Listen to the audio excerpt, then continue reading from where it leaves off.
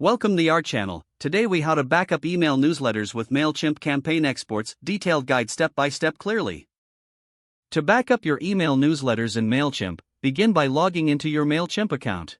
Navigate to the Campaigns tab located in the left sidebar. Find the campaign you wish to export from the list of your campaigns. Click on the campaign name to open its details page. On the campaign details page, look for the Export as PDF option. Click on this option to start exporting your campaign. Mailchimp will process your request and prepare the PDF file. Once the PDF is ready, a download link will appear. Click on the download link to save the PDF version of your newsletter to your computer.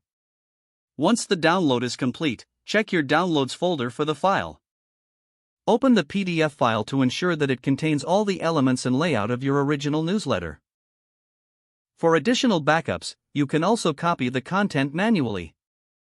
Select the text and images within your newsletter. Paste them into a Word document or any other text editing software you prefer. Consider organizing your backups in a systematic way for easy retrieval later. Label your files clearly with campaign names and dates. Regularly backing up your newsletters will help you maintain a comprehensive archive. And that's how you can efficiently back up your email newsletters using Mailchimp campaign exports. If the page does not load, refresh the browser or try again in a private or incognito window.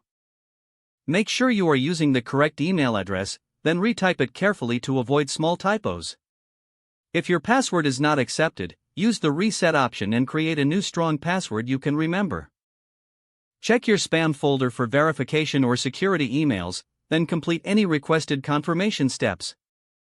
Enable two-factor authentication if available to improve account security and reduce unauthorized access risk.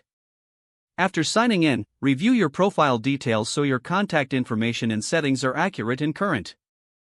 If you see an error message, note it down and try again after restarting your device and internet connection.